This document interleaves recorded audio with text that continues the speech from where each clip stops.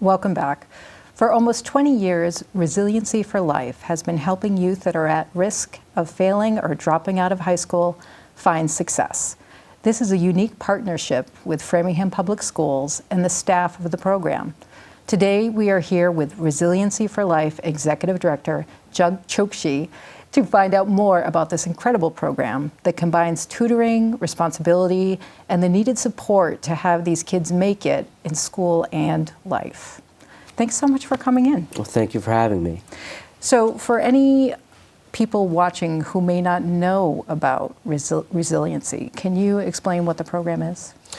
Yes, so essentially we identify children that are at risk of dropping out of high school, and we provide the supports that they need to help them graduate. So in the last 6 years, only one student in our program has not graduated. All the other students have graduated. Many of them have moved on to a 2- or 4-year college, and they're doing great.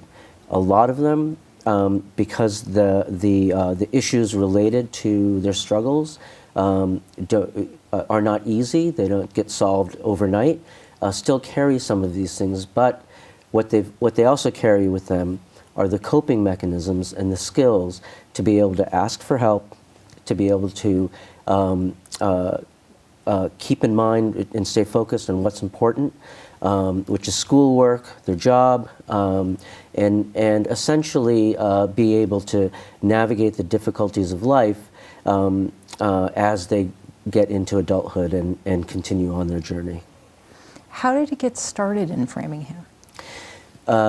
It was started by a Framingham High School teacher, Omari Walker, about 15, 17 years ago, with the idea that there are kids that are struggling that with just a little bit more support could do a whole lot better. And since then, the population of vulnerable kids in Framingham has grown exponentially. And in response to that, what we've done in the last 2 years is taken our program and expanded it down to the middle schools, because the thought was that we can reach more kids and we can reach them more effectively if we start at a younger age. And so the middle school programs, while they're very, very young, are doing phenomenally well. The middle school teachers, principals, people at the district, they're all, I think, very, very happy with the program. And because this program was born in Framingham, it's unique to Framingham, we're not distracted by other things. We work in complete partnership with the high school and the middle schools, and things work seamlessly. We live by their policy and their rules, and everything that we do is coordinated hand in hand with the school system. That was my next question. What is it within your program that does make it successful? So one of the pieces is just the structure.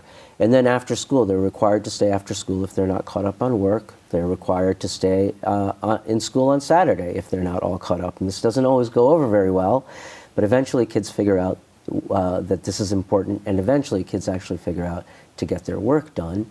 And then I think the key ingredient to this program is the relationship that's formed between the student and the resiliency teacher, because that's where really the accountability comes in. And it starts with the student first recognizing that, oh, here's an adult in the school system that really does care about me. That's not to say that other adults don't care about them. It's to say that this is, for many of them, the first time they actually feel it and get to see over a course of years. It doesn't happen overnight. They finally get to feel like, oh yeah, this person does care about me.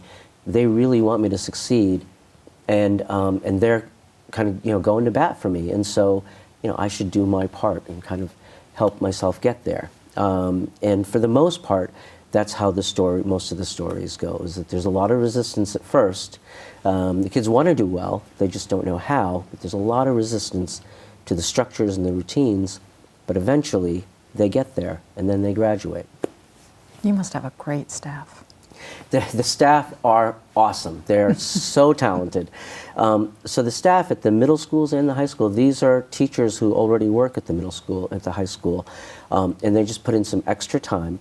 And because it's extra time in the afternoon, it's extra time on weekends, it's extra time for all-day retreats that we might do, they get paid a stipend for that work. But clearly, they are not doing this work for the money. The stipend is not big enough to incentivize somebody around money. But and they're so gifted and so talented. And really, at the end of the day, it's because they care so much about the kids and the kids' success. And that's what it all comes down to.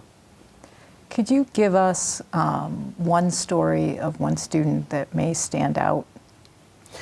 Yeah, every year we've got a handful of stories, and I can tell you about, without mentioning names, a senior that we have this year who, when she talks about sort of her life story and her journey through the program, she starts with a difficult time that she had in junior high school, where she was self-harming, which is essentially cutting herself, and there was a number of attempts to take her own life. Through whatever act of grace, she wasn't successful in that. And as she came through the Resiliency program, at first, and she tells this story about with her Resiliency teacher saying, in my first year, I really didn't like you. And then she says, in my second year, I still didn't really like you. But then she says by the third year, she really figured out that the teacher was really just here just to help her, and really, really cared about her, as did the whole program. And by her senior year, she's consistently making honor roll. She's going to go to a 4-year college. She's going to study psychology, and especially clinical psychology, because she wants to go back and help kids who might be in her situation. We just have a few seconds left, but what would you like the people of Framingham to know about your program? We want to grow the program because the need in Framingham is much, much bigger than we can serve. Well, thank you so much for coming in. Thank you for having me. And if you'll wait right there, we'll be back with the Framingham Beat. And I hope you'll check out the Resiliency for Life website at www.resiliencyorlife.org.